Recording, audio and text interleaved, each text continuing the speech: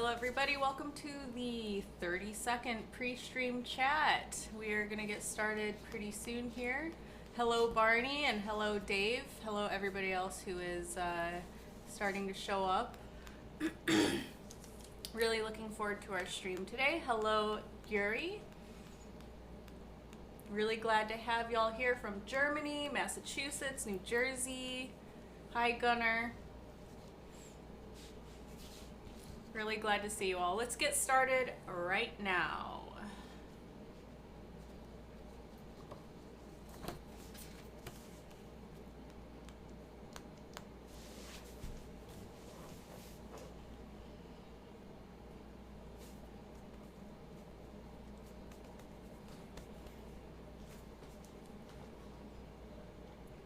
Hello, everybody. Welcome to another tone-based live stream.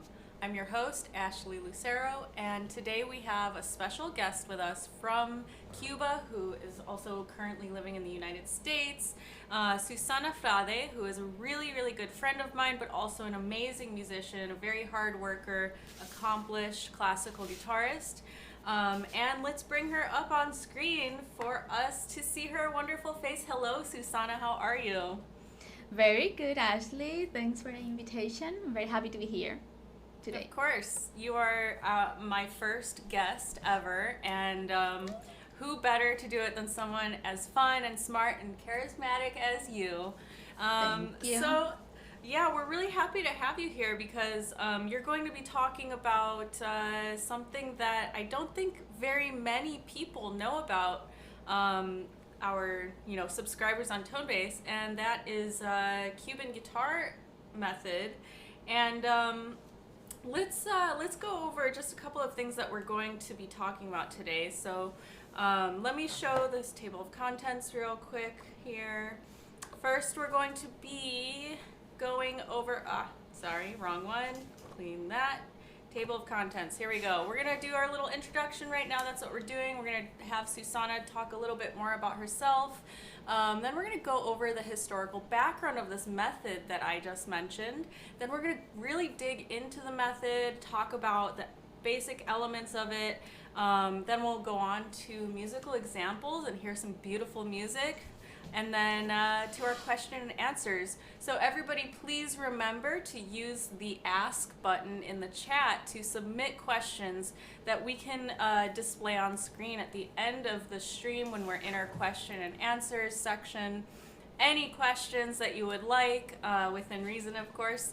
And yeah, let's get started in our introduction. We would really like to hear more about you, Susana. Tell us about you. Well, I am Cuban, so I lived for 30 years in Cuba. I studied in the music school. I started when I was 10 years old in the music school's system in Cuba. So I learned with this method. The method is Nicola. I learned the guitar.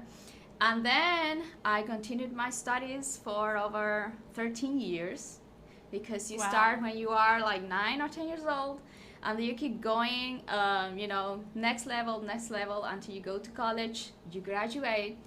And I graduated finally in 2011, a long time ago. And I started to work and to play, as a soloist. I played with guitar duo, and quartet, and guitar orchestra. So I had a very busy concert life in Cuba until our professor, Matthew Dunn, from UTSA in San Antonio, went to Cuba for a festival organized by a professor in Cuba, Eduardo Martin. So we met there, and then he invited me to come to the United States to do my master's, and that's why I'm here. I did my master's, and now I am doing my doctorate at Frade State University.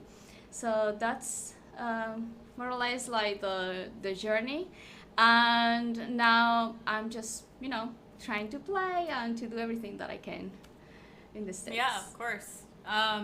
Tell us a little bit about that school system in Cuba. You told me about it before, where the students are given a chance to try different instruments and I think that people would be really interested to hear about that process. Why don't you go into it a little bit? Well, Cuba, it's a very small place to live and to be a musician. And with all the tradition that we have in music, it's very, very competitive. You know, we have like amazing talent in Cuba. I don't know why. Like, what is the scientific explanation of it? But the thing is that Cuba is super big in music, and there are a lot of people wanting to be musicians and with a lot of talent. So when you are a kid and you want to learn an instrument, you have to go through the system that is unified. That means that we have one school of music. An example, we have actually 4 elementary music schools in Cuba. But there are so many kids that want to go there that the school is, oh, I just have, you know, one professor of guitar, one of flute, and they have to do selection. So you go through a whole year of kind of a initiation course, and then every week they like there is a student that goes that it's eliminated.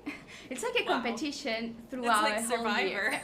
Yeah, it's like like if they do a Netflix series on that, that would be like super exciting.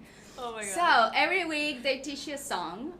You have to sing a song, or you have to do certain rhythms, and the student that doesn't get it, you know, it's eliminated. And then after the whole year, you are ready to actually start the first year of the course. So after that year, you already know like how to sing in tune. You know rhythm, basic rhythm. You know a little about the instruments, but you don't really play an instrument. It's all very like general, exactly. But then you have to decide, and of course after that you know, super challenging year, every kid is like, you know, whatever, any instrument's great. Or, you know, some people are not, I cannot play anything unless it's piano, you know. But in my case, I tried them all.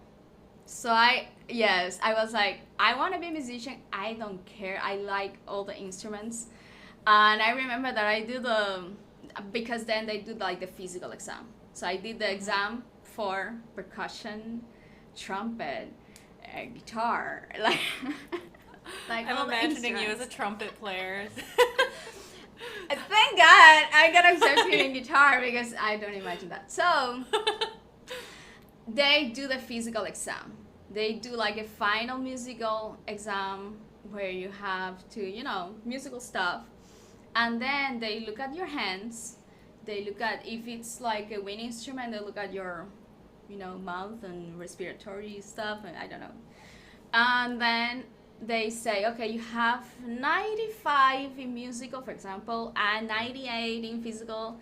And there is a list. I remember the year I got in, there were like 300 or more than 300 students. And there were only 13 places, because it's like the instruments that they have and the professors that they have.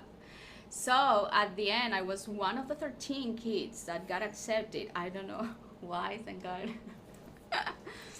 And it's so competitive that, you know, no wonder the students that graduate are so good. Like all my friends are like amazing, and because it's very competitive from the beginning of the I did notice that when I was in Cuba. It was just amazing to see. Not even like, you know, there was art everywhere, there was music everywhere, but just the level was, you know, so high, and even, also so genuine, like genuine even for enjoyment.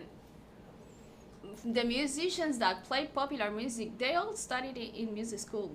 It's not that, I mean, there are a lot of self-taught musicians out there, but in Cuba, most of them come from the school, from the music school.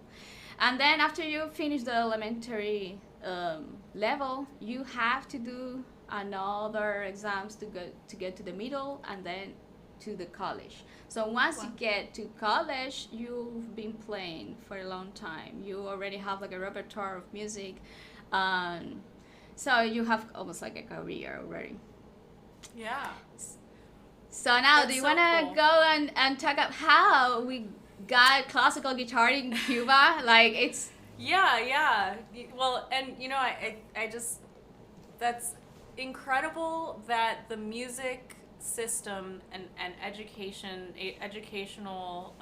development in music is so rigorous and obviously so effective, and it, like, compared to music education in the US, we have a lot to learn, and so yeah, I think it's great. Of course, guitar plays such a huge role in Latin America. So yeah, tell us about the guitar and Cuba, the historical connection there. yeah. The thing is that when we hear about Cuban music, we always think about popular Cuban music, like son cubano, salsa, mambo. I don't know. We have so many genres that were born in Cuba, but how classical guitar got there in the first place, and we are actually big on classical guitarists. If you think of Leo Brauer, Manuel Barrueco, Joaquin Clerc, Marco, so many names. So the thing is that everything started very early in the 16th century when Spanish went to Cuba and colonized Cuba. So, of course, at the beginning, there were a couple of Spanish that settled in Cuba that brought their instruments, accompany at parties or gatherings like they used to do in Spain. And it was like very, casual, not any formal courses or anything like that, just Spanish bringing instruments and traditions with them. But then, of course, with the settlement throughout the years, we were conquered in 1492. That's 15th century. And Spanish were in Cuba until the 19th century. So a lot of time. So during that time, some Spanish that started, for example, with Tárrega, opened schools in Cuba, and some other Cuban born already, went to Spain to study with either at the beginning with Tárrega or disciples of Tárrega. So, for example, I have here very interesting names like José Prudencio Mungol, who was the first Cuban guitarist trained in the Spanish guitar tradition, and that's 19th century. And then Mongol participated in the musical life of Havana and was a professor at a conservatory in Havana that was very famous at the time, Hubert de Blanc. And then there is another name of the time, Severino Lopez, who studied with Miguel Llobet in Spain. And founded a music academy in Havana, but then he abandoned to go to Santiago de Cuba. I don't know why. I don't know that part of the story. He just went to Santiago de Cuba, which is another town in Cuba. But he's considered, Severino, the initiator in Cuba of the guitar school founded by Tárrega because of his studies with Llobet. But the founder of the Cuban classical guitar school was, drum roll, a woman. Clara Romero. Yes, I know. Super proud. Clara Romero de Nicola, born in 1888, studied in Spain with Nicolás Prats and in Cuba with Félix Guerrero. And that's actually very personal to me because the son of Félix Guerrero was my teacher at the conservatory in Havana. So we are, it's like, connected, kind of. Yeah, everything is like the person and the son teaches you. It's like a very close relationship. Exactly. Love it, like the vampires. Yes. They're your ancestor, your musical ancestors. And like you're Exactly. directly connected. That's amazing. Exactly. So she was the founder of the modern Cuba School of Guitar, and she inaugurated the guitar department at the Havana Municipal Conservatory in 1931. Is the name today of that conservatory is Amadeo Roldan, and that's the same conservatory where Cuban students learn guitar today. So same building, same place, same course that she created. I studied there, and everyone studies today there. But the thing with her that is so interesting is that, I mean, she was like a huge promoter. He created the Guitar Society in Cuba, a magazine. She was professor, and but the thing that made her, I think, like super important, is that she wrote a method, but she added Cuban songs. So she was like, yeah, Tarika's method is great. All the technique is wonderful, but we need to create our own style. We have to add our stuff. So what she did was to put in the method traditional Cuban songs, some lullabies, but Cuban lullabies, and rhythms, that were Cuban. And it was more like amateur. It was not too deep into, the methodology in the classical technique. But it was like the first time someone thought that it would be great to have a classical guitar, a Cuban classical guitar way of doing and playing, And then she also had an important role as a mother, because she was the mother of Isaac Nicola, who continued his work. Actually, there were 3 children. Isaac, the method is like the author of the method that we have today. Cookie, Nicola, the sister who helped her with the method. Cookie. I know. Cookie. Why is that not my name? I know. I mean, the name is Clarita or something, but everyone called her Cookie. That's so Who also helped out with the method. And then Noel was a songwriter, very popular then in Cuba. So we have Isaac, the son of this, figure in the history of the classical guitar in Cuba. And Isaac Nicola started having classes with Clara, but then went to Paris to continue his studies with Emilio Pujol. Ooh, we know that Exactly. name. Exactly. Targa student.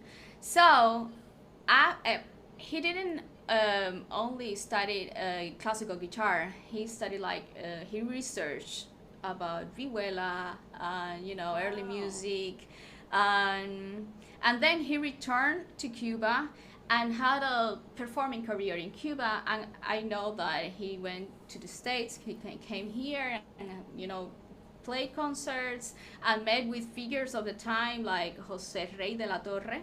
I don't know if you don't know the name. It was like a super big figure in the 20th century. Yes. In fact, there's Uh-huh. a few people in the chat that brought him up. Okay, so actually, yeah.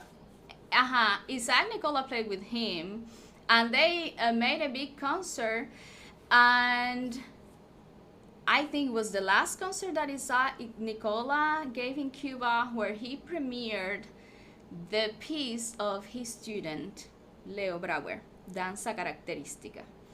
So, exactly. So we have this line from Tárrega, Pujol, then Isaac Nicola, who studied with Pujol, and then Leo Brauer studied with Isaac Nicola. So before we get into Leo Brauer, Isaac Nicola had this, performing career, But then he retires, and he devotes his life to teach and to work on the method that we use today. He was the professor of many of the big names that we know today.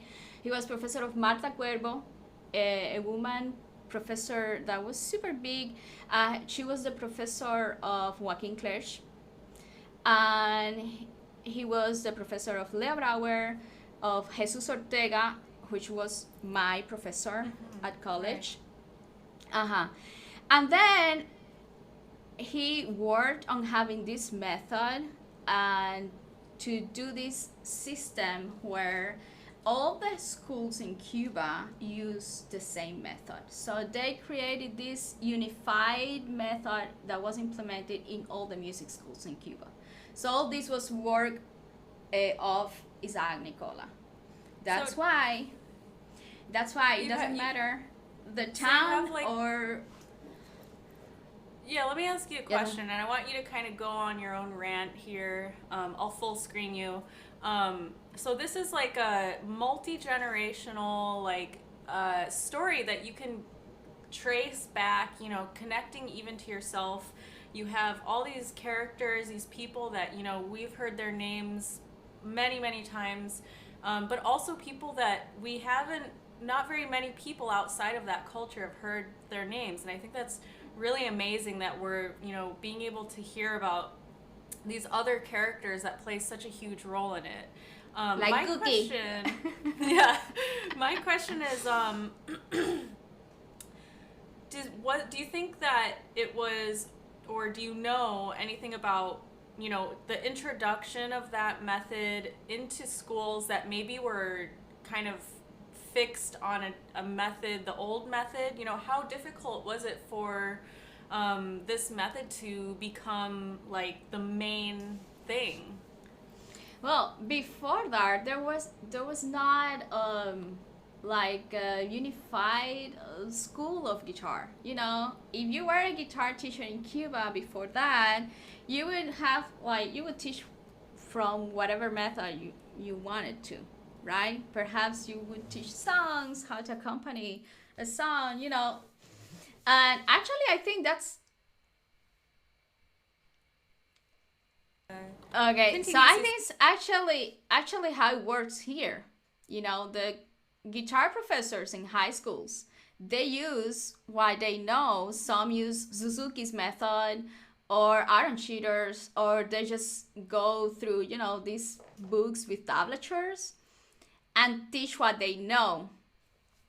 But after the creation of this method, what happened is that they said, okay, let's... Advanced yeah, audio. So, sorry, we're trying to fix this lag problem. So go ahead and just keep telling us a little bit more, and I'll be right back. And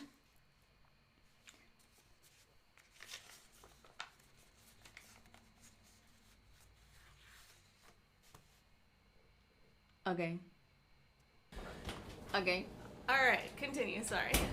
Okay, so it was after the revolution, in 1959, where the government took control of all the educational system, and actually that made possible that a person say, okay, this is the method that you will use in all the schools.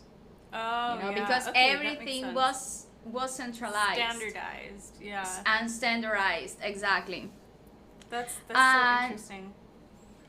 It's not like everywhere, that every teacher is responsible of the means themselves, or the methods, yeah, or the materials that they use. Yeah, and they're usually, taking from different ones, and so, I think that's really interesting thing to think about, because, education, as musicians, we play such a huge role. It plays such a huge role in our lives, professionally and artistically. And so, there's a lot to be said about having a standardized method, but And some people might have, qualms about that, but we see so many amazing results from this method. And so it's kind of a silver lining, that it became that standard. I mean, I think that at the end of the day, teachers use other sources too, Yeah. but the method was like the basic thing or material where they can go to. It's like, that's the first primary material, and then you can add stuff, you can. It's Yeah. like in the method actually it says that if you need to work on a technique, Of you can find more exercises or more pieces in other sources, but it's like the start point. Yeah, and it must be a good one too. So Yes. Um, Okay, so let's go let's and hear talk it. about Yeah, the I think method.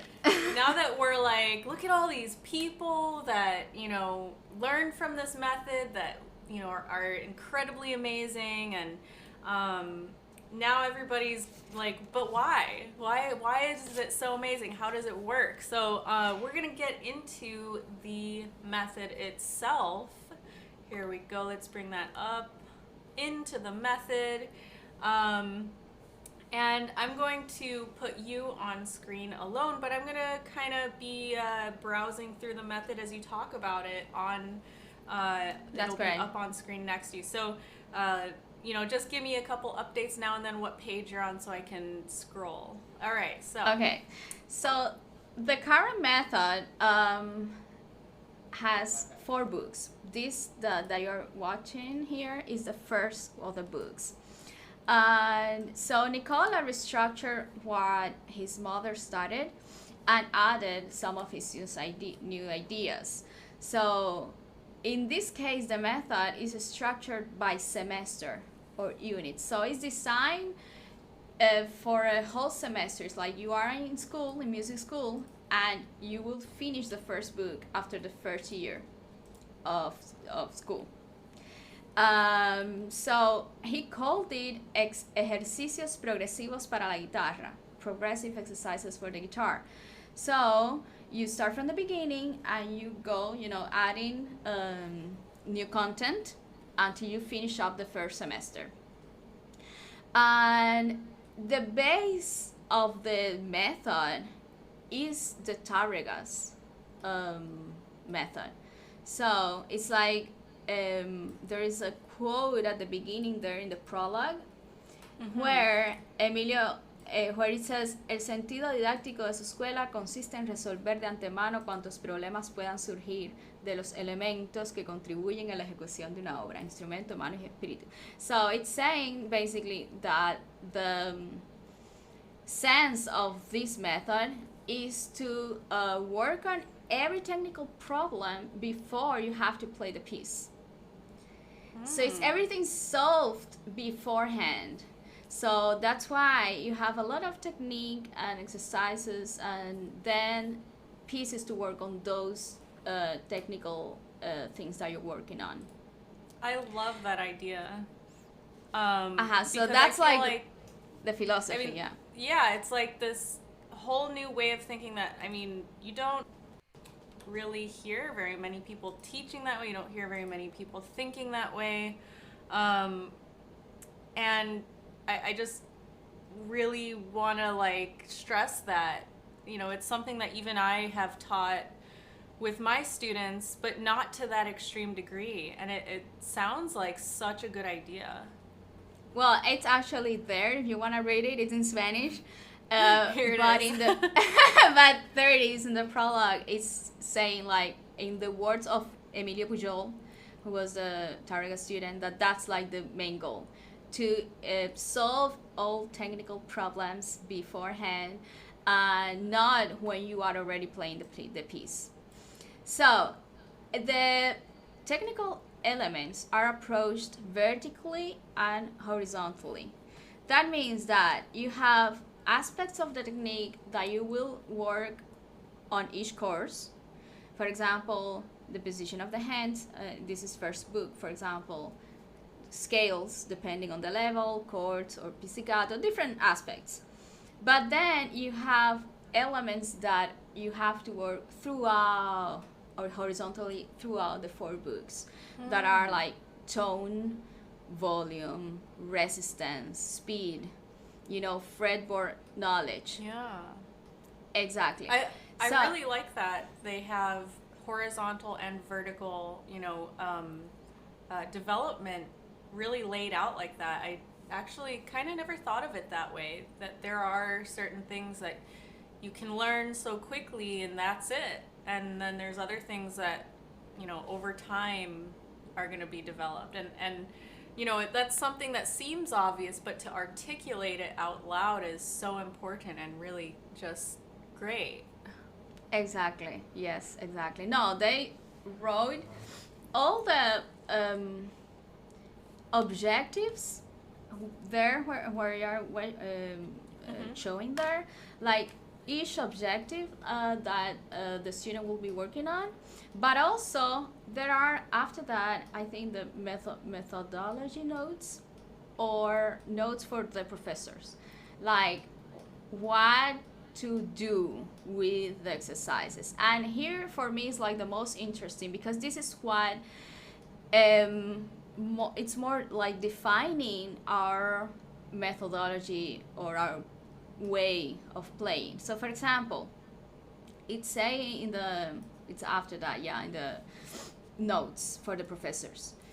It says there, exactly, indicaciones metodológicas, methodologic indications. It's like the translation.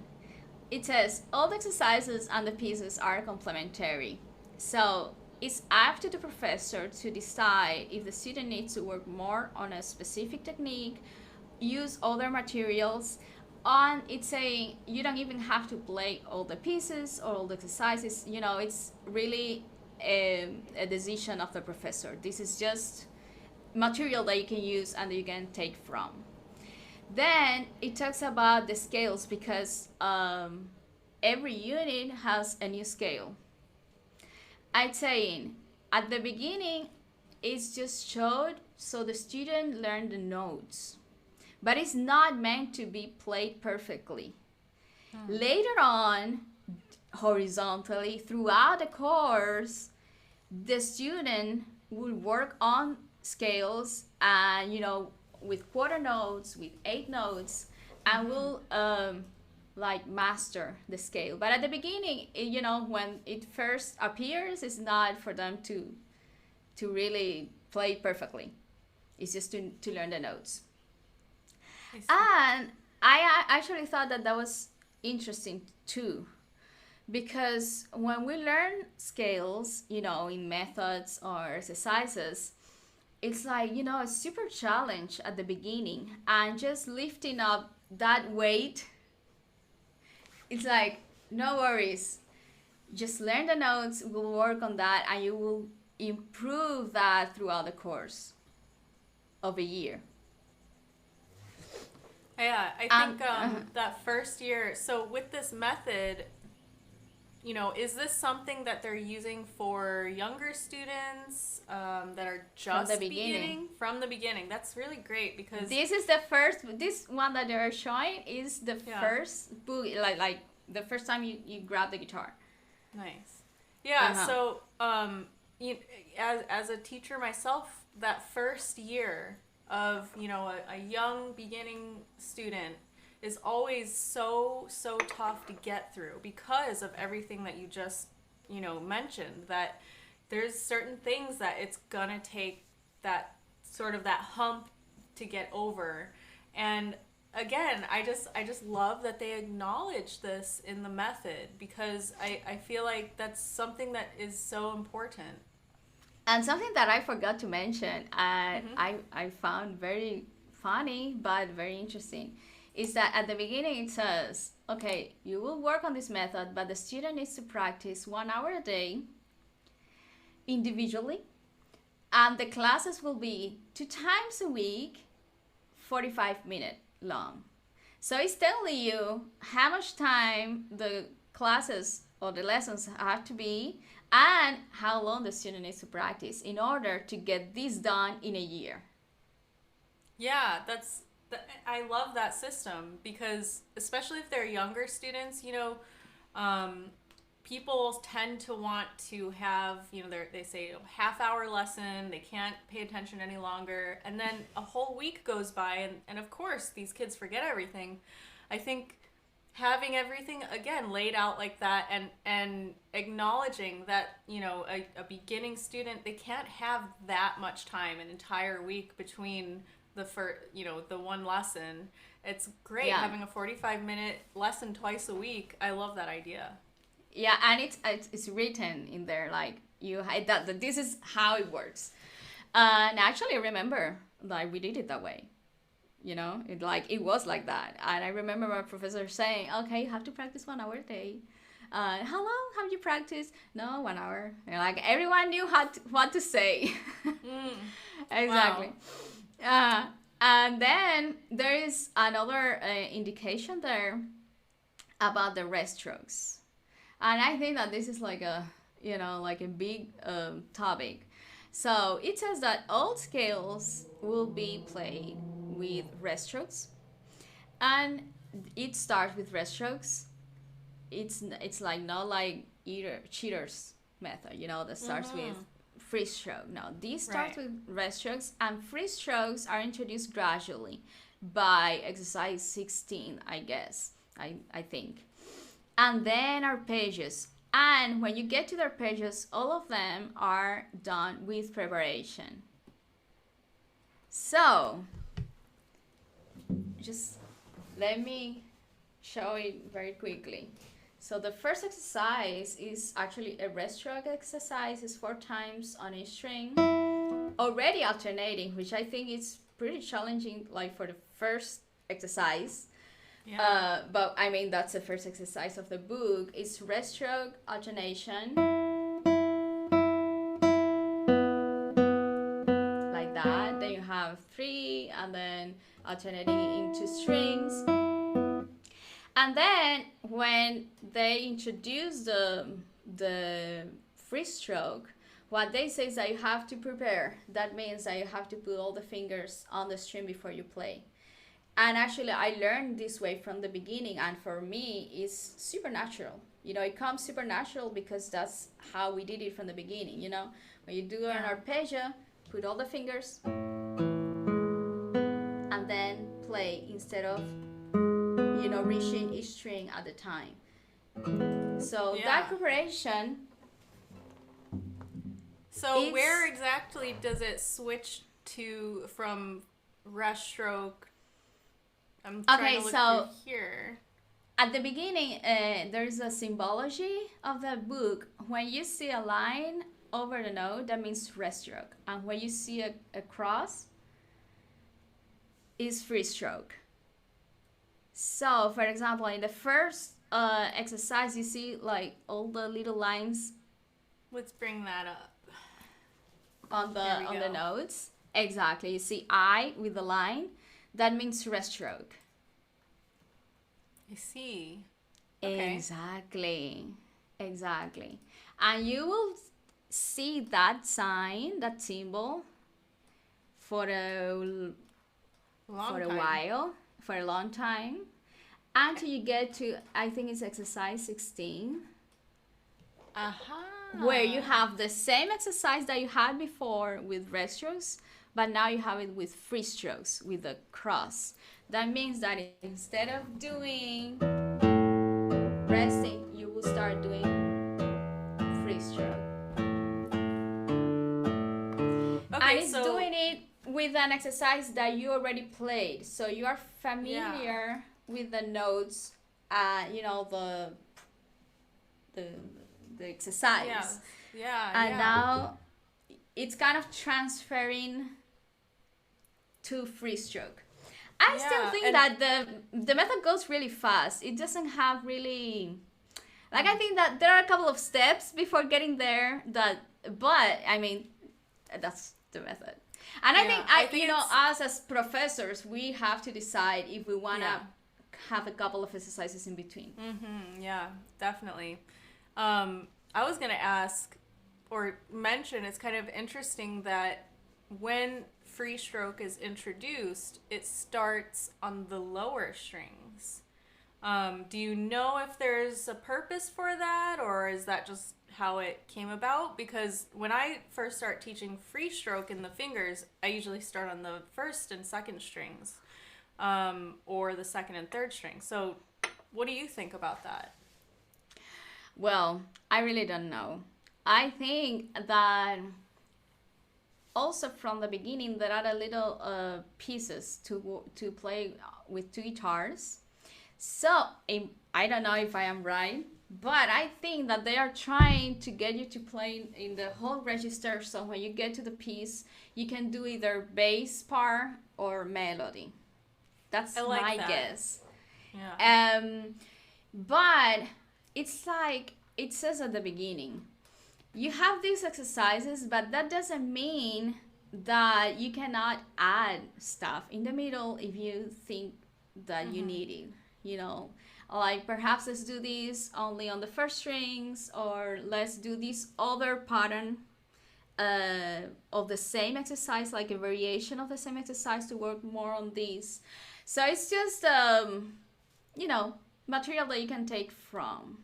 But I really think that it goes fast. So you Mm-hmm. either add a little more steps in between, or you make sure that you explain very well the technique so the student really, you know, have it Yeah. well, like from the beginning.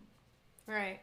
One thing I see in here when rush stroke and free stroke are combined, I think this might be the first exercise where that happens. Let me bring it up on screen. Um, we're alternating between rush stroke M, but it's optional to do free stroke I after that. No, it's meant to for you to practice both. Okay, so you can do the M So for free example, stroke and I free stroke. you can do the first time rest stroke and the repetition free stroke. I see. Okay. Do you see like first a number one on top and then Yes, here we second? go. I Yeah. so second time instead of doing I with rest stroke, you do it with free stroke. Got it. Got it. And Mm-hmm. then, so these so far have been just single lines and some arpeggios. And then we get into, I think I saw it somewhere down here where we're combining, we're starting to have two voices. Let's see. Oh, here's the little duo piece that you were talking about. Exactly. And I Let's think see. that Ah. there are other melodies for two guitars. Actually, there is an appendix of the method that I don't have that Mm-hmm. have more duets and stuff like that. I see. So if I go through this, continue going through this first book, I see we start adding the thumb, we start having some, repeated notes, and then we get on to two notes at a time. And I see that they start with M and I and go to A and M. Mm-hmm. Um, Yeah, so they do first M and I, then they do A, and they start introducing free strokes with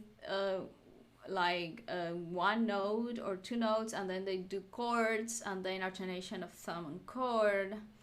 So and we start getting some yes, syncopated rhythms in here too, yes.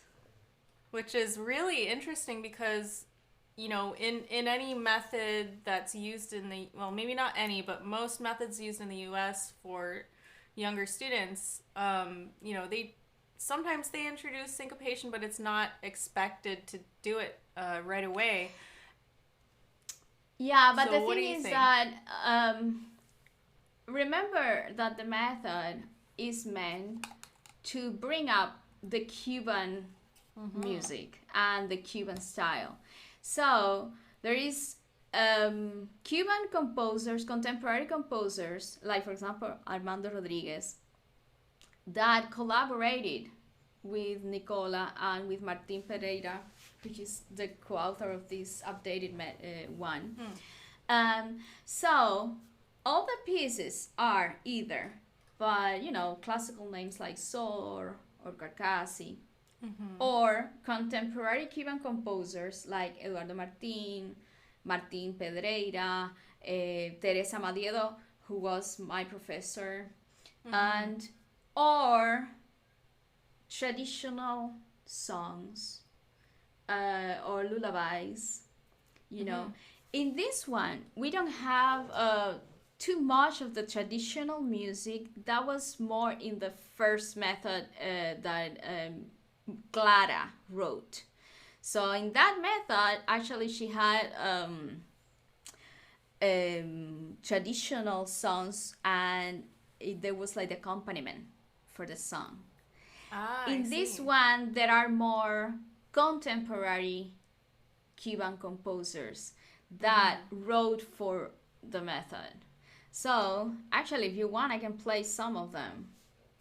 Yeah, we let's definitely gonna do that. I have a question about these little excerpts here. Mm-hmm. Um, so these are little melodies, right? And these are maybe popular songs, but it says where they come from. Mm-hmm. And so I was interested in what part this plays into the method. Well, I think that they are trying to, because it's supposed to be the method for young students, for children. Even though, like, you can use it for adults too.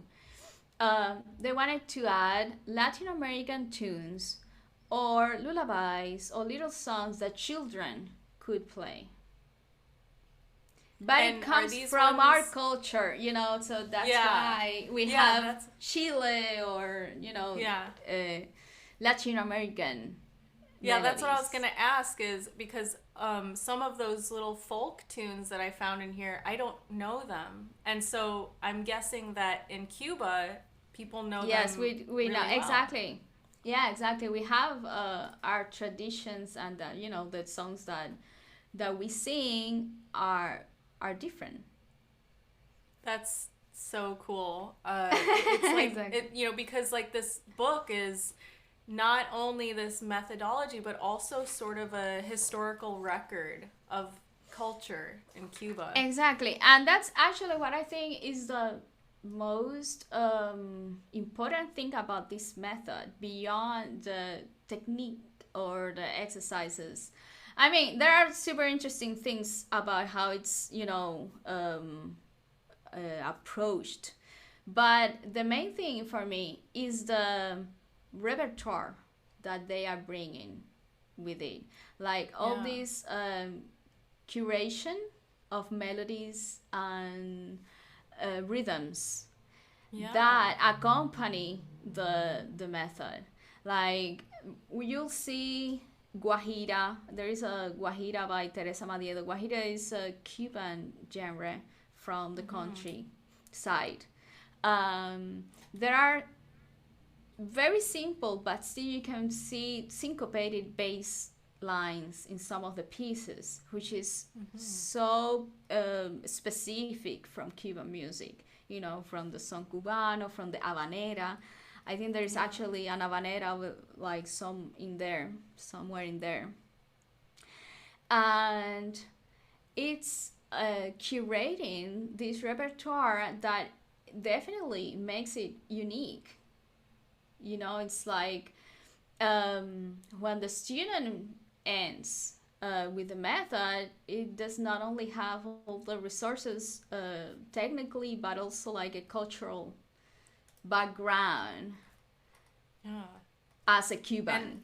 yeah, and that is such a great way to help students connect better to what they're studying and feel like more fulfilled. It's Yeah, exactly. Well, I yeah. remember when I started, like, I was looking forward to get to Eduardo Martin pieces because, he was a professor. Everyone knew him. I was like, oh, that's the person that whose music is in the method.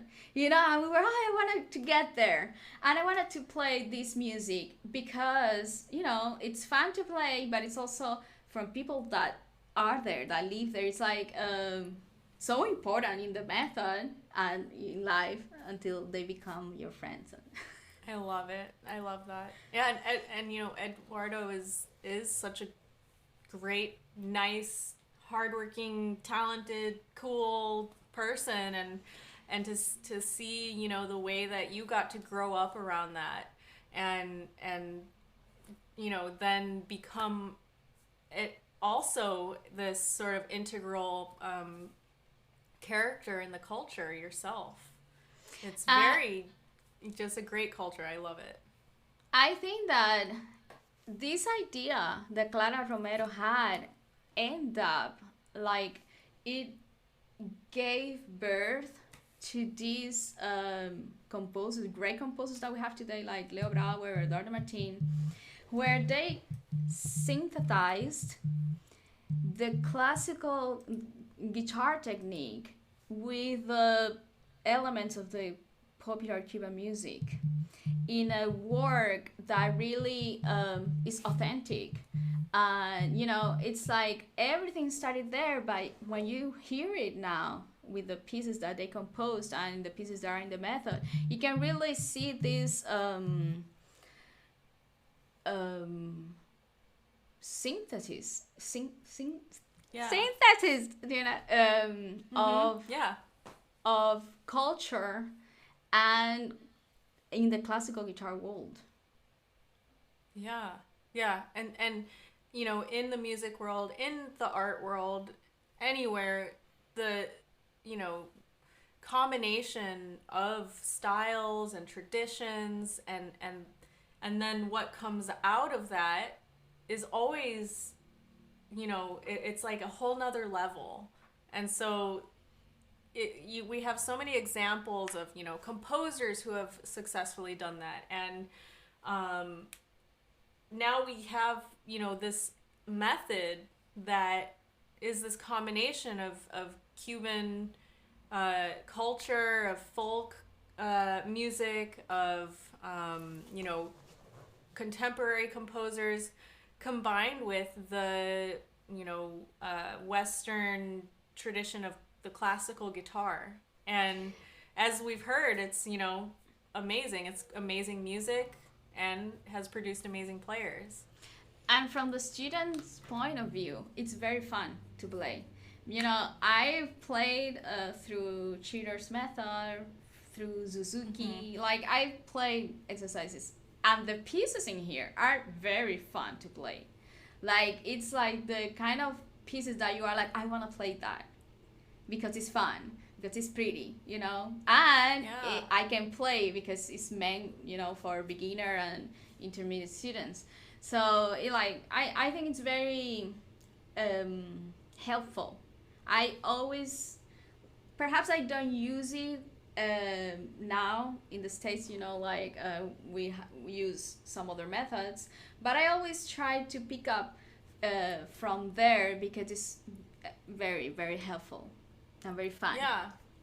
I think it would be, you know, incredible to see you take this method and, of course, combined with all of your other experience and sources, but to take this thing that, you know, is unique to you almost, to you and a few And people in the Cuban US. professor. Right? Yeah, and there's not very many here, and I think that that would be really interesting to see you run with that and like. Well, I do use a lot of the exercises. For example, the rest stroke exercises from the beginning. Mhm. So I do take from it. The thing is that here is very popular. For example, Suzuki. Like all the parents want you to teach Suzuki, or you know. So you need to find the balance. But I think it's definitely a good source to take from. Yeah. I mean, that's what parents think they want. They don't really know, you know. I And mean, I honestly, love that philosophy. yeah, Suzuki has a wonderful philosophy, and then, but the music is not, you know, I've had all the books, and the way that the music progresses is just, it makes no sense. And, you know, but there's a different method for everything. And, um, but just the fact that this one has music that, you know, is closely following what is in the method, the methodology, the way things develop, and it's interesting and fun to play. That's not something you find very often in method books. Exactly. So do you now that wanna we're hear? talking about, now that we're talking about how interesting and fun the music is, I think everybody would love to hear some of it. So we're going to go on to our next section. Okay. We're looking at some musical examples. So which one are you going to start out with first, and tell us a little bit about it, what technique is going into it and how it plays into the method. Okay, so I wanted to play a piece by Teresa Madiedo, who was my professor, one of my professors in Cuba. Let's do the Guajira number 1 in page 61. So what it's trying to do here is work on the Guajira rhythm, which is bim bum bum bida bum. It's a combination of 3/4 and 6/4. So it's bum bum bum bada ba bada ba bum bum bum. This is the rhythm of Guajira, and from the technical point of view, is mixing rest stroke and free stroke. So it's meant to be played with rest strokes at the beginning and then free stroke. So it's combining the two techniques. So let's play.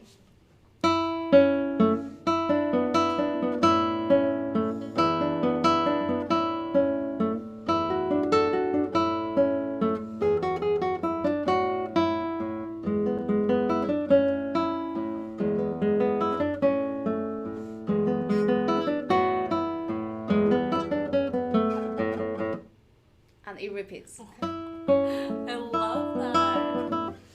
Yes, it's super fun, right? Yes. So this is Guajira. And actually, I think it would be interesting if they added a little commentary on the rhythm.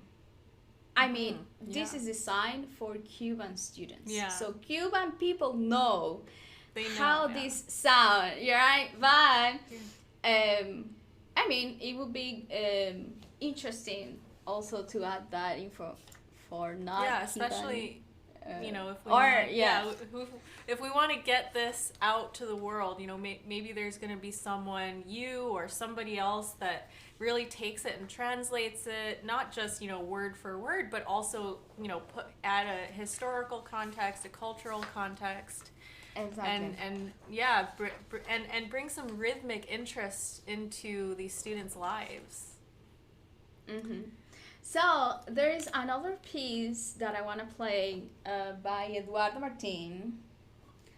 That's called Pieza Fácil number 3 in page 59.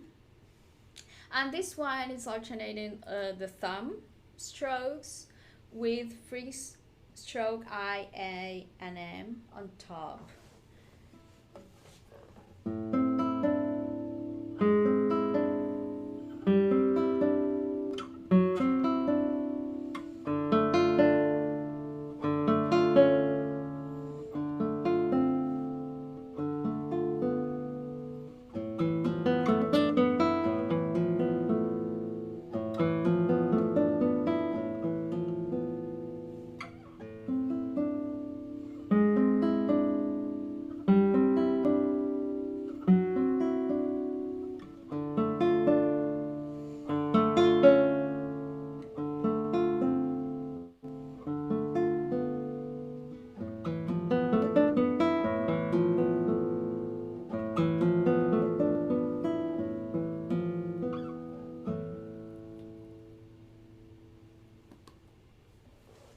That's it's so moody, and the title, let me try and translate it myself, okay? Yeah. It's about a smile, or is it a laugh? I always confuse the two.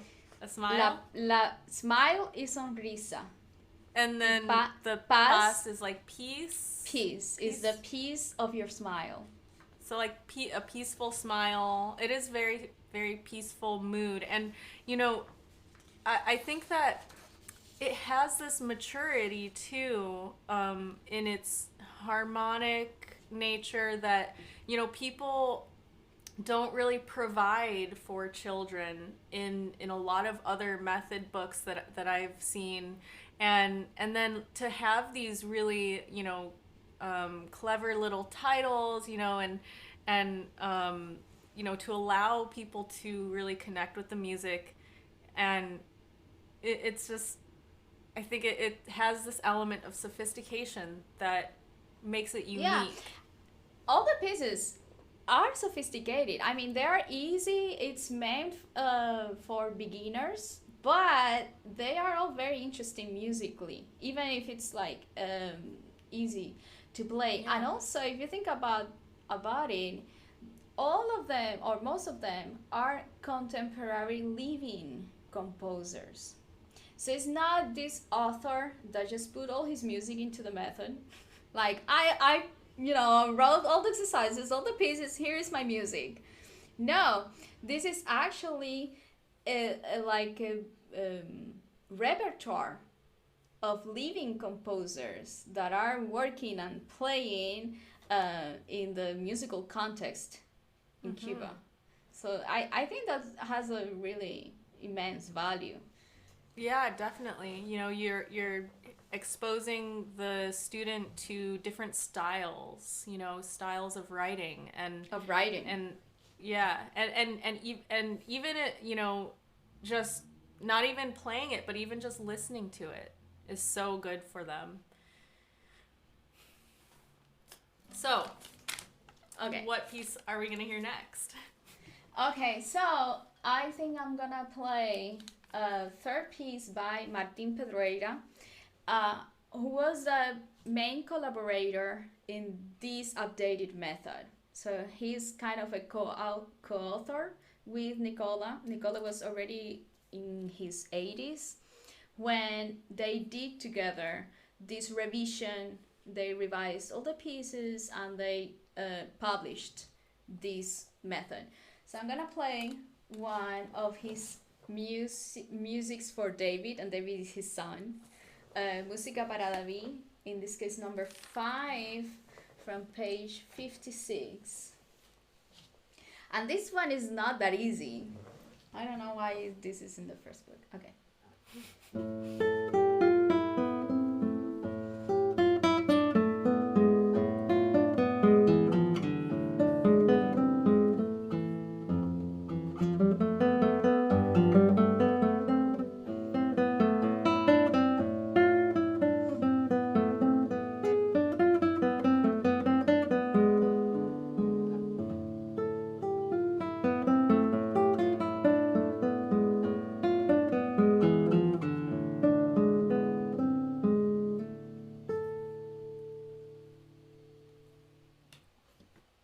Wow, that does That's hard. seem, yeah.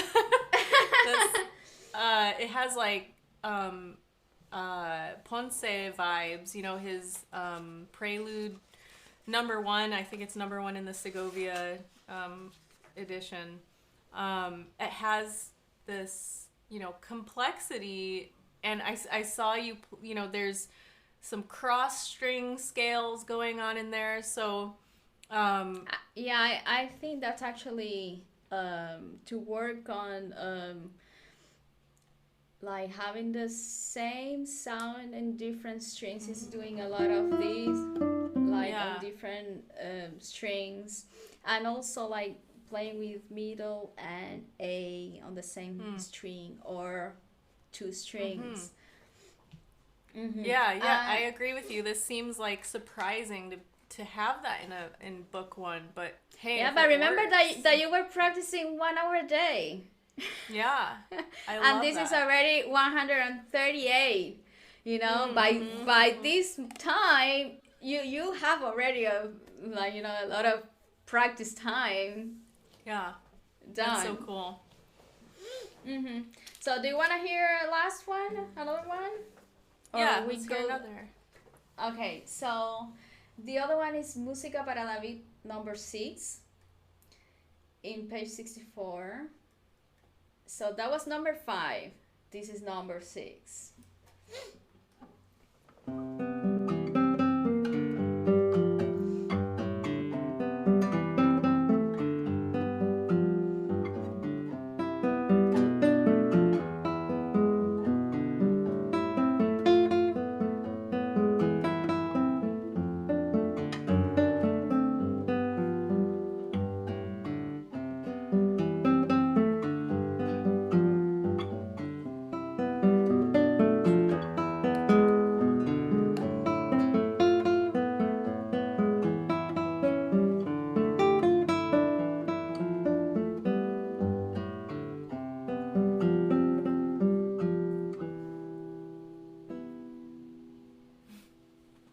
I love that.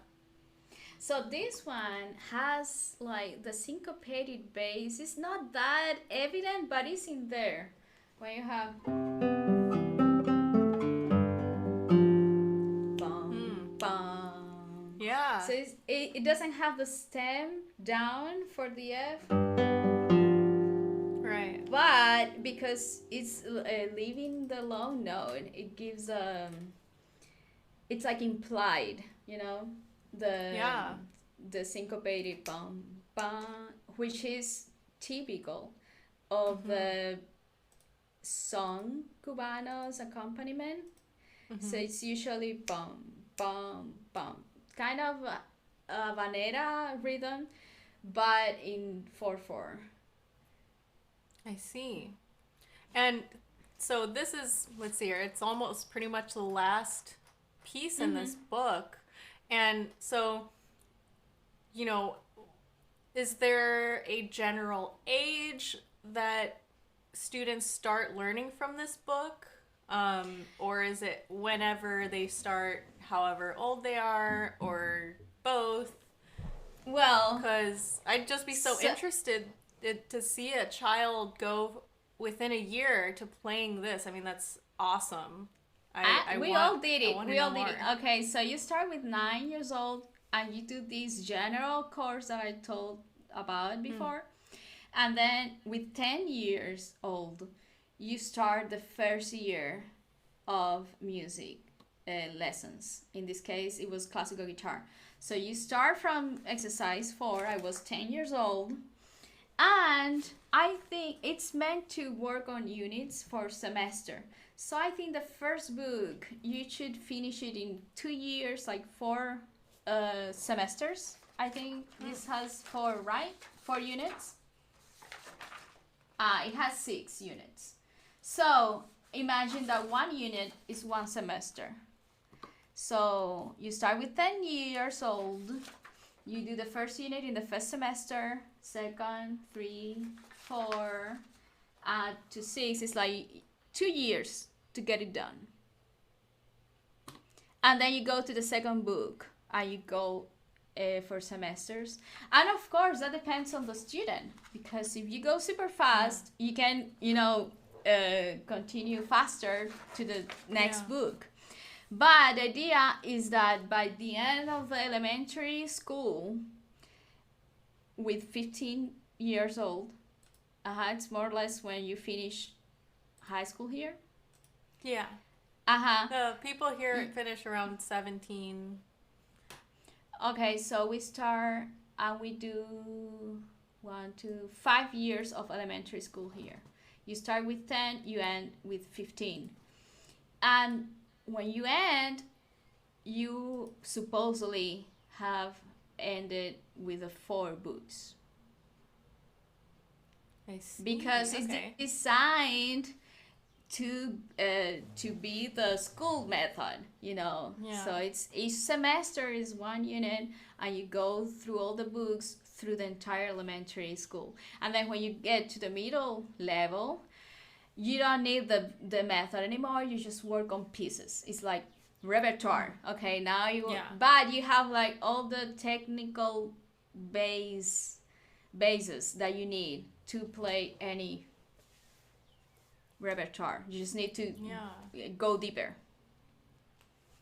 What would some, I know you mentioned that there's a couple of places in the book that you feel like they go a little bit too quickly and maybe there's a little bit of stuff missing. But what would be something else that you think is, because this method sounds to me like so well designed and thought out, and it just has this overall really great balance of musicality, musicianship, technique. Where do you think it could be improved? Well, I don't see, for example, too many explanations on how to do the techniques. For example, it's not like in Chira's method you have, okay, you put the point of contact is this, and then you go with this angle, you do with these knuckles, it's Yeah. like very well explained on how to do it. In this case, it's like, for example, when it talks about tone in the prologue, it's like, no, you just get them to listen to music, to find the sound through listening, and once they are relaxed and with a comfortable posture, they can start to try to get more volume. So, but it's like super general recommendation, which is good. I mean, that's a good recommendation, but it's not Yeah. like these specific details on how to do this. So that's Yeah. why, like a lot of my friends, we all have like different ways of producing tone, or like details of the in the technique that Yeah. are more like up to the professor, or Interesting. like the journey of the professor. So depending on the professor, they will work on the same pieces, but they might tell you, no, but I learned from this master class that you have to do this that way. So it's not Yeah. explicitly there Yeah. like Well, that. that's also like very intriguing because if we think about like the French school, where for a few years we had all these winners of GFA from this school in Paris that you could tell they were from that school because of the way their right hand was, the way that they certain stylistic things of how they played. But here you're saying, you get a variety of different, you know, many things, techniques, playing styles, and I think there's a kind of a really great upside to that because you're creating more variance in the style and the sounds and the personal input of all of that. So there can be ups and downs to both, but I think that having people be different is more interesting. um Yeah, I mean, I think yeah. that the most challenging is for the professor, because like it depends on really like other sources that the professor took from to like to explain someone else how to do something. I think it would be very helpful if they like added a little more detail into that, Yeah. like because it's like, okay, so I know how to do it, but like how to explain it. And actually I Yes, learned that exactly. here. I learned that here, not Yeah, in that's Cuba. right. Yeah. Exactly. But on the other side, it's true that you will have more unique voices. It's like, and I think that what they stressed the most was like to play with relaxation, which I think it's a very good um,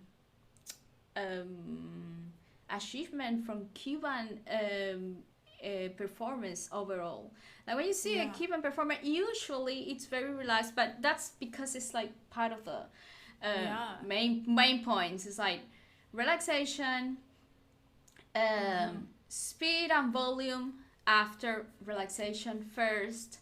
And the other thing, like they talk about, for example, rest strokes for scales or free strokes for arpeggios. And I think that's kind of an old fashioned way of seeing things. Actually, I think that if they updated it today, that would be like more open, because nowadays it's not, black and white. So Yeah. I think it's just, like everything. You have to take the like everything from both perspectives, like Yeah. really see what can help and what it's not that helpful. Yeah. Yeah. Well, now that we're going into these sort of questions, let's go to our question and answer section. We're going to be answering questions that were submitted by our viewers. So let's see here. Hi, viewers. Um, Right now, I'm going to look in the chat real quick and see what's going on here. We don't have anything submitted yet into the Q&A section. If any of you would like to submit a question that you want to be displayed on screen, please submit it to the Q&A section using the Ask button that people have said is either red or blue. I'm not sure what it is anymore because they might have recently changed it, but use that Ask button to submit specific questions that you would like Susana to answer. Otherwise, I'm going to be going into the chat and I'm going to be taking a look at all the comments and seeing what Susana has to say about the conversation going on here. So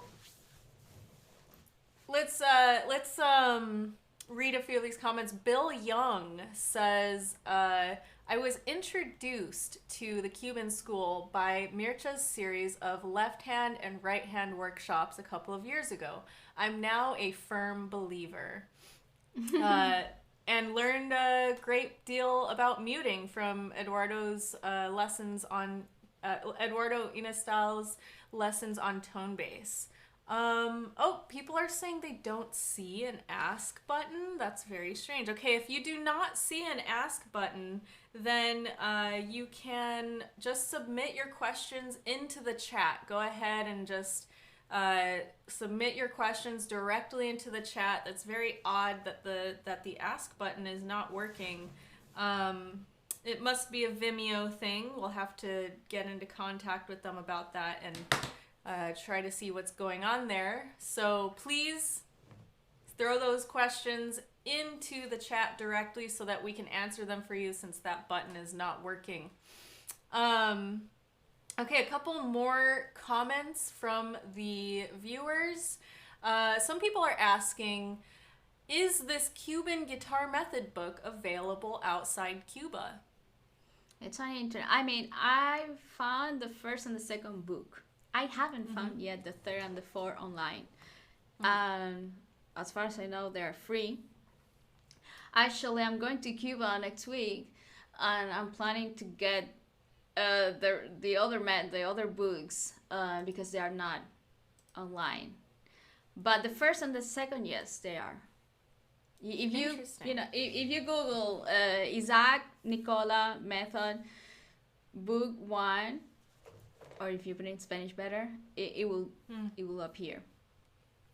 And so when you were learning from this method in Cuba, were there printed books like a published book?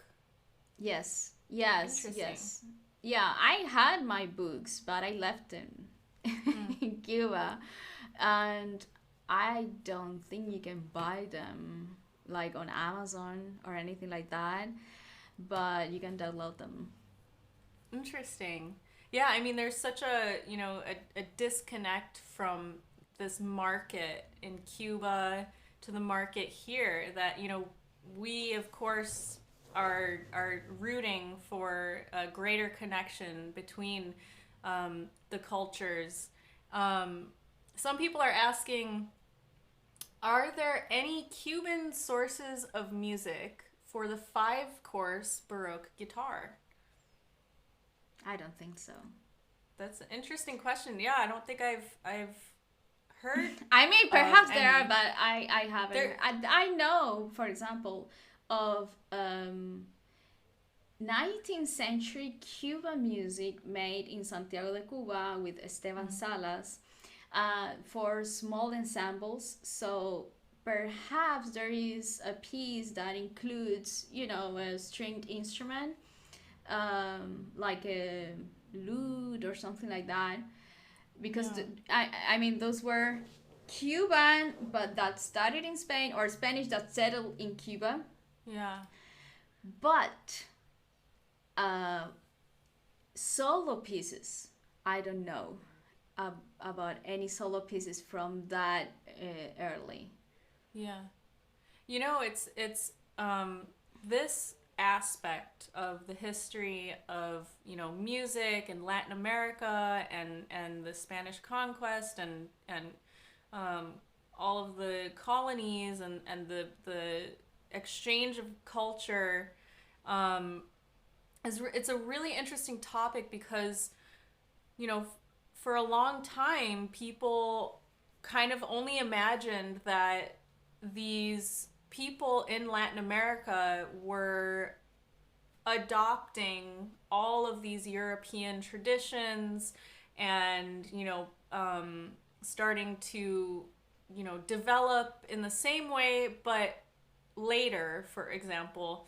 A lot of people have done studies as to why in Latin America there were composers that were still writing in the Baroque style when the rest of Europe had already moved on to, classical. And um, it's much deeper than that, we know now. And, you know, I would be so interested to see what we can find or what hasn't been found yet of stuff like that, of We're still people finding combining those music. cultures. Yeah. Actually, we're still finding music. There are musicologists in Cuba that have discovered scores like in 21st century from an Wow. old church, like a musician that worked there that left some scores. But uh, I don't know any solo piece for like I like an early instrument. Everything that I know was already in guitar, for guitar. Yeah, yeah. And the, you know, there's for so long as we know, the guitar played more of a minor role. Um and yeah, I just, I think that's such an exciting aspect of music, is the musicology aspect, of digging and digging and continuing to find these pieces of music or these anecdotal evidences, people's letters, programs of concerts. There's so much more to be found. I mean, there Um, are chronicles that talk about people playing, but not the scores of yeah, what they were playing, and they were not recording right. Yeah. at the time. So, Hmm. um, only chronicles. I'm sorry. Yeah. All right, let's see what else these viewers have to ask you. Okay, so Barney's wondering, why do we not hear more about Rey de la Torre, the great Cuban guitarist and teacher who learned directly from Miguel Llobet? Jobet, yeah. And uh, Bill commented, Rey de la Torre lived in the shadow of Segovia. He deserved a more prominent Exactly. place.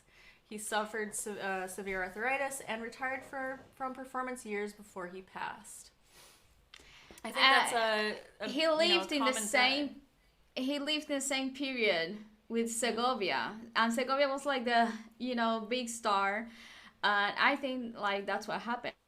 When Yeah, you happen to live in the same period of time where not many guitarists like worked and perform as a classical guitar, so it was starting to get the instrument started to get into the concert halls to have more yeah, appreciation.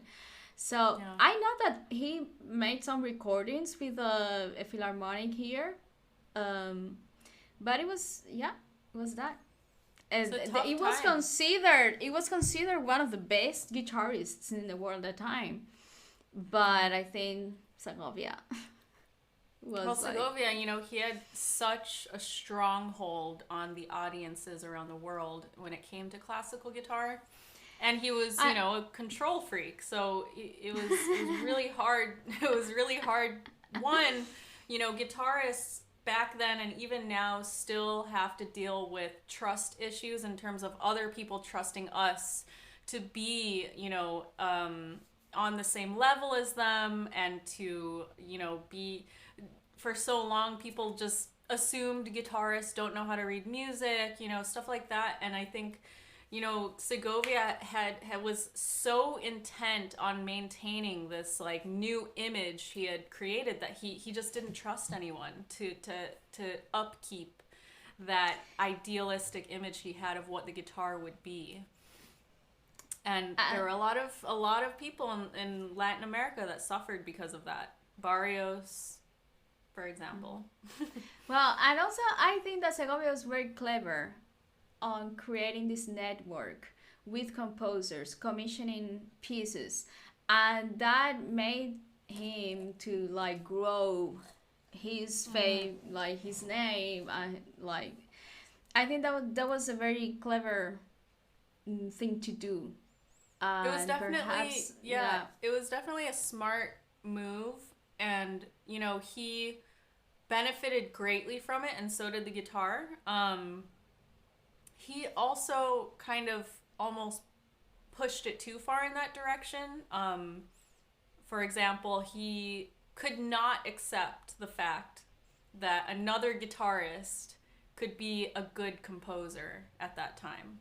And that was one of the beefs he had with Barrios. Was he was like, no, he's a guitarist. Of course he can't be a good composer. But then of course Barrios totally blew him out of the water when he played the Catedral for Segovia. So there's and these are stories that are told over and over again, but there's always like not more information we haven't found yet. I'm sure there is, but also like different ways of thinking about it, and so going back to the other performer, Rey de la Torre, it'd be really interesting to like learn more about that connection and those experiences, and really kind of lift up these characters that were kind of left in the dust a bit. yeah, interesting. Let's see here. Bill says another important Cuban guitarist in the U.S. is Elias Barrero. Elias taught at Tulane University in New Orleans for many years. Do you know? No, I don't know. No, interesting. I would be interested to see what method he taught and his playing style. Let's see here. Another question from our viewers. So I'm having a little trouble because my contacts are drying up. That's why I'm squinting like crazy. Let's see here. Okay, so Barney said, my teacher copied in my Carcassi studies book Rey de la Torre's notes, rush strokes, muting.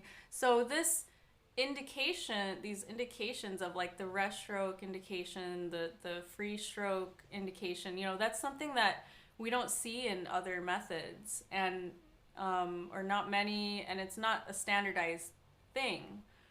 But I really liked that the book had that in it, because students a lot of the time, they don't know what to do. They're like, what do I do? It's just a bunch of little black notes on the page. I have no idea what hand to use for what and which finger and this and that.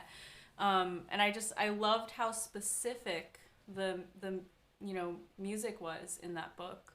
Yeah, so free stroke, rest stroke is level with the finger. The strings are circled. The right hand fingers with letters, the left fingers with numbers. And I don't remember if there's anything else, but they labeled everything. That's really great. I'm just gonna scroll through and see if there are any other questions here.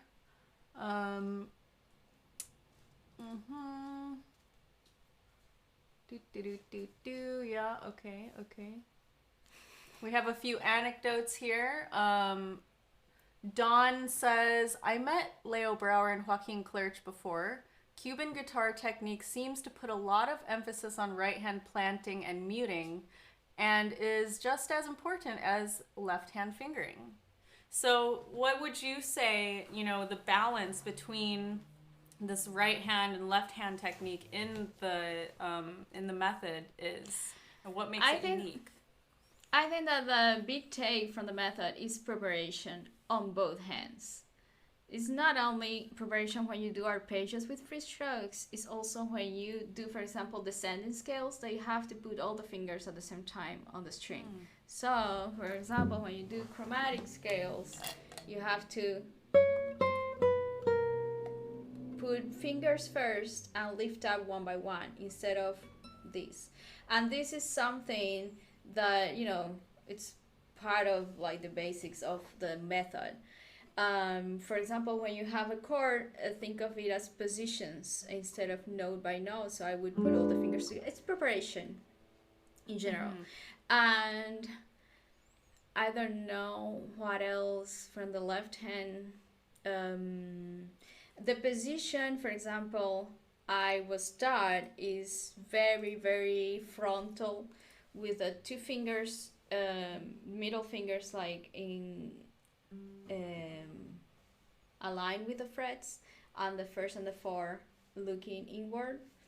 And exactly, that's like the position like we all do from the beginning, and the thumb in between the first and the second.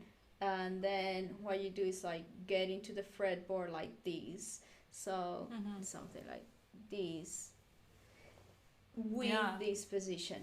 So sometimes, for example, if you're here, the hand looks a little more sideways, but only for example, if you're playing a minor or something like that. But in general, you will look for the more frontal position. Yeah, that, sort of having the palm parallel to the neck, and having the fingers, second and third finger are perpendicular to the fretboard, and really acknowledging sort of this, our hands have these different shapes, these odd ways of, we imagine they're just these straight fingers, but they're not. I mean, for example, look at my pinky. I don't even know what it's doing, but I've never known what it's doing. But everybody has different hands, and I heard that in this method, and especially I heard from Mircha about Joaquin Clerch talking about this a lot, that it's about like your hands and kind of learning how to use your hands best. Would you say that that's something that has a lot to do with it, and can you talk about that a little bit? I mean, it's not stated in the method. They talk there in the prologue on the methodological notes about the preparation, but not really about the posture. What they say about the posture is really, relaxation, but not really with specific detail. So I think that belongs more to an oral tradition, what's being taught orally, what professors have been working on with their students, that is not necessarily written in the book, in the method. And I think actually that some professors, I remember, were sometimes very close-minded and very, close-minded at times, because I remember, arguments about should we have the hand sideways or frontal, and I was, for me, it really depending on the position that you're playing at the moment. So I don't have to be stressed about having the hand like this if I'm doing just an A minor chord. But some professors would be like, no, you have to be, super, strict with the position and how it is. So I think that really, it's more in the air of, technically speaking, like what, like the specific point of view from each professor. Yeah. So I remember what my professor taught me. For example, I was a student of Jesus Ortega. I had lessons with Eduardo Martin, with Teresa Madiedo. But depending on the professor you had, perhaps you had some other inputs. Mm-hmm.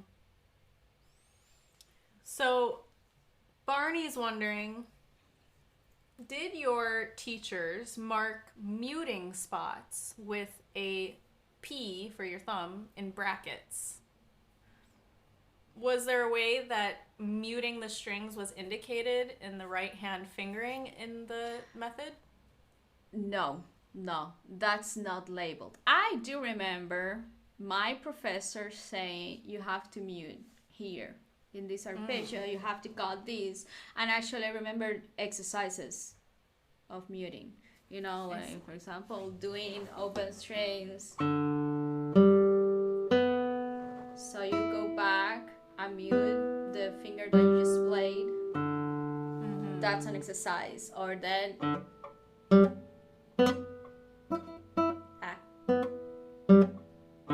something like that, some exercises. But for example, those exercises are not in the method. Okay. But I remember doing them and working on the piece, and no, you have to cut this bass, or you have to mute this note. So, but it's not in the method written anywhere. Mm-hmm. Yeah, there's only so much that can be included, in the music notation. Well, not according to Dean's, but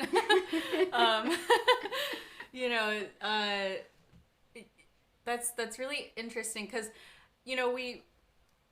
we just learned about this whole method. We talked about the ups and the downs of it, and the different ways that people teach it, the different things they focus on, and the different leniencies they allow in their presentation of that methodology. And so I have a question.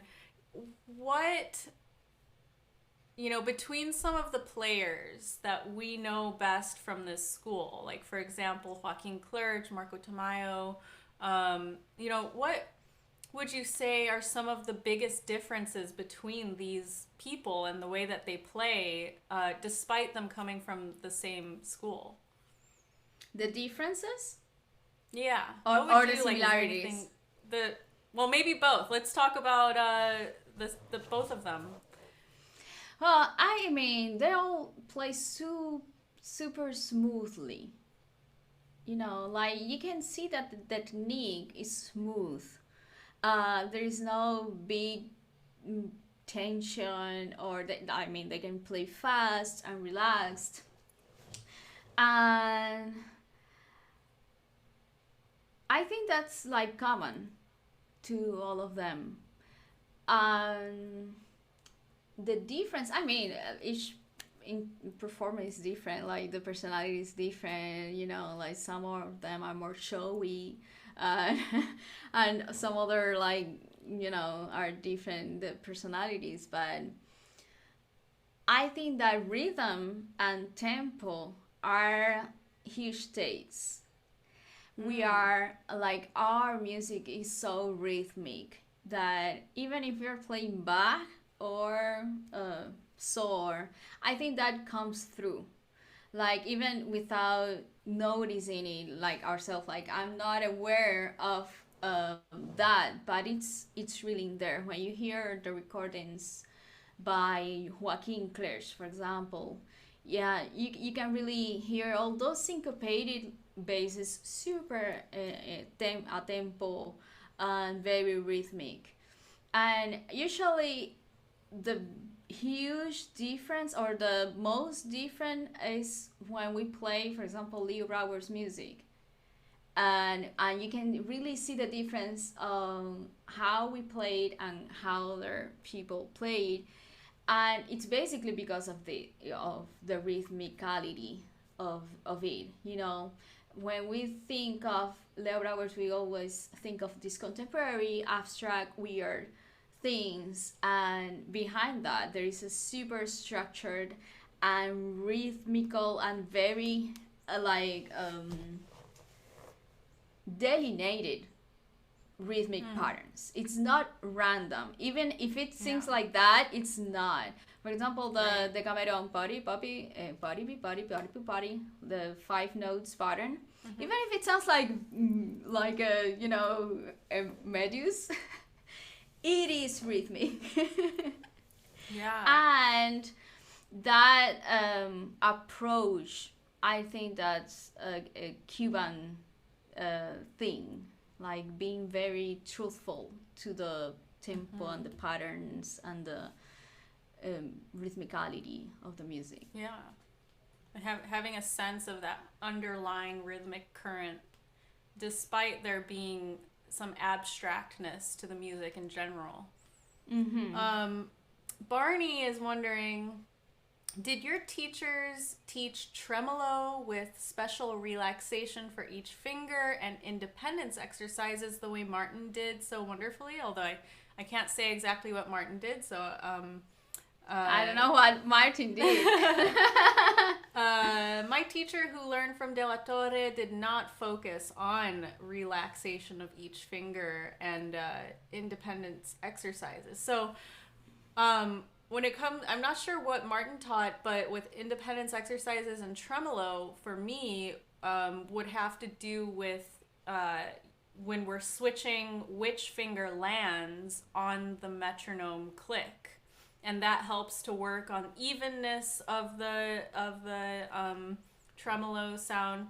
But in terms of independence in tremolo, or really any sort of aspect of it, did they have any approaches? I mean, the thing is that each professor, at the end of the day, learn not only from the method or their teachers. You know, we go to master classes, we enrich ourselves, and of course you find a Cuban professor like Joaquin Clerch with such a rich knowledge that not necessarily came from his professor, you know. So there are a lot of things that Cuban performers say or discover or found out that are not in the method, you know, or even it was not part of what their professors taught them. So for example, about the tremolo, I remember what like the exercises I used to do, what my professor taught me, but I don't think that that's in the method at all. So for example, you know, like accentuate each note, first the A,